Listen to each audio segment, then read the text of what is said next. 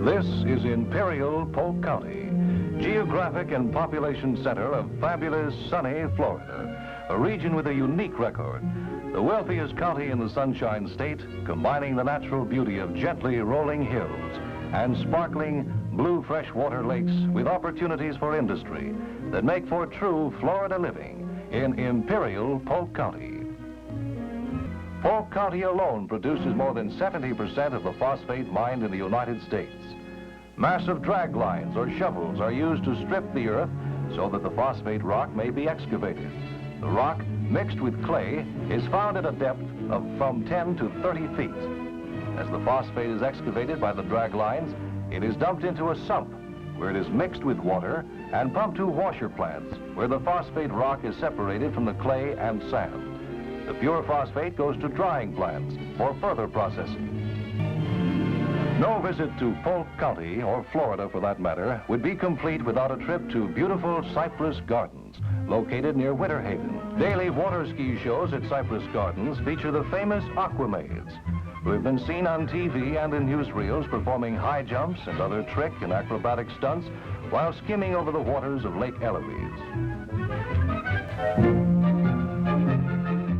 The world-famous three-tier human pyramid! If you like water, this should be your destination of choice. It is absolutely gorgeous, and the clean air, the clean water, I mean, what's there not to like about Central Florida and the 554 lakes that we have here?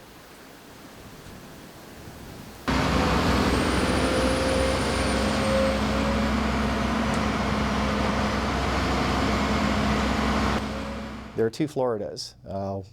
One that is a natural Florida that we'd like to preserve for future generations, and another that is being used by the industry with the hope that reclamation can take place and return it back to what it should be. Within a 100-mile radius of our community reside 8.5 million people. Not even Atlanta can say that. We're the largest population base in the southeast. In fact, we're very modest in Polk County, very humble. We say that Copernicus and Galileo were wrong. Polk County is the center of the universe.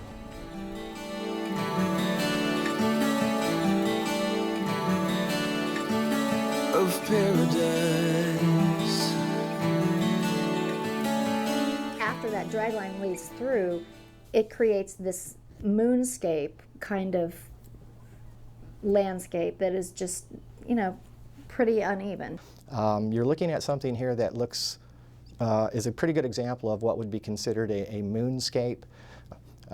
This is water that's not supposed to be there. It's allowing for the clay to separate out from the ore. It is a very difficult process to go through and reclaim land that has been phosphate mined.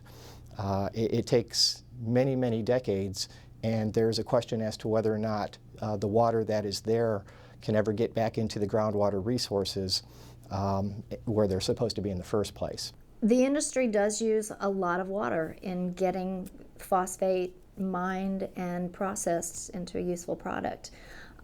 It used to be much more excessive, but they have made it to a point where they're literally recycling 99% of all the water that they use. It's literally a self-contained system.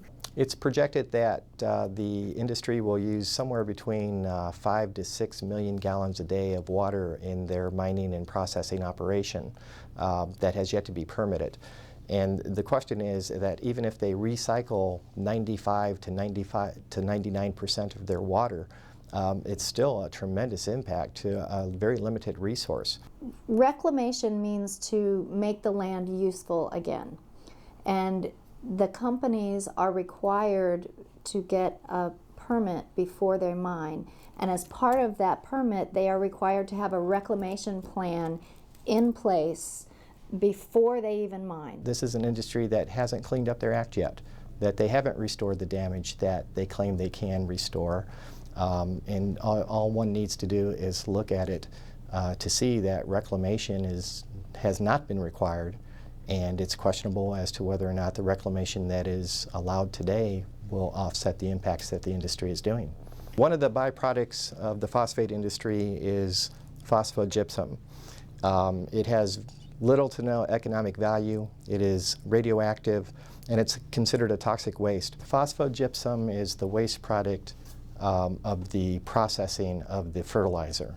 And it's radioactive, and it has cadmium and other heavy metals in it that are highly toxic, and there's no good way to dispose of it, so the solution now is to stack it up into what are called gyp stacks. At one time, the phosphate industry in the state of Florida produced more uranium as a byproduct of phosphate mining than the uranium industry did. There may be a time very shortly in the near future that phosphate might be separating out uranium and producing what's known as yellow cake, which is something that can be used as a uranium source. Phosphate in itself is an industry that pollutes, starting from the cradle to the grave, and the grave is phosphogypsum.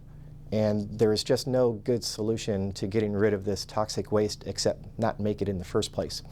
And until they figure out how to get rid of this waste product, you have to question whether or not additional mining should take place. The history of phosphate mining in the state of Florida is one of spill after spill after spill, and annihilation of everything downstream from where the spill occurs. And there's nothing that says that additional spills in the future are not possible. It's a risk that the industry is asking us to take, and whether or not we want to risk the future drinking water supplies for over 500,000 people in Southwest Florida, that's a risk I'm not quite sure we should be taking. People who live in the shadows of the phosphate mining are taking an unknown risk because we don't have enough information to know what the cumulative impacts of on public health is that the industry creates. Certainly living next to a phosphogypsum stacks means that there's elevated levels of radiation and that there is dust that blows and gets into the atmosphere and settles in the surrounding lands. And if you have crops and you have cattle grazing operations, that is something to be concerned about. Florida has done things backwards. They permit the mining without adequately understanding that there is a link between the processing and the waste production. And until we have a linkage between the mining operation, the processing operation, and the waste disposal of phosphogypsum, phosphate mining in the state of Florida will not be adequately regulated, nor will we fully understand the entire impact that this industry is having on the state of Florida. What you see in Polk County today is not what was there 100 years ago. And the people that have been there for quite some time have noticed the changes that have taken place. Polk County is mined out and they're moving south, and we don't want to see the rest of the Peace River Basin end up like what we see in Polk County. It's many times described as a paradise that was lost. There certainly are representative areas that are nice to go and see, but overall, if you take a look at it from the air, you'll see the impact that the phosphate industry has had on Polk County. And it's not one that is representative of what we should be leaving behind for future generations. If we didn't protect the quality of life, because that's one thing that's very important that's why people move here actually, whether you're a retiree or you're somebody that works and takes a job here. And quality of life means something different to everybody.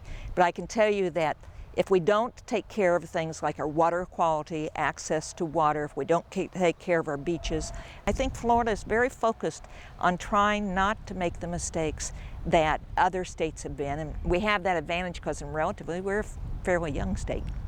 Thriving industries with many job opportunities, efficient public service, recreation for young and old alike, all symbols of good living in Imperial Polk County.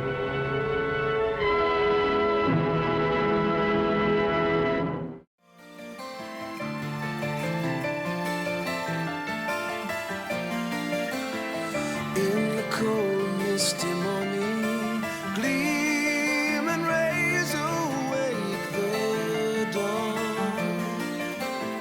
Here I stand, a stranger.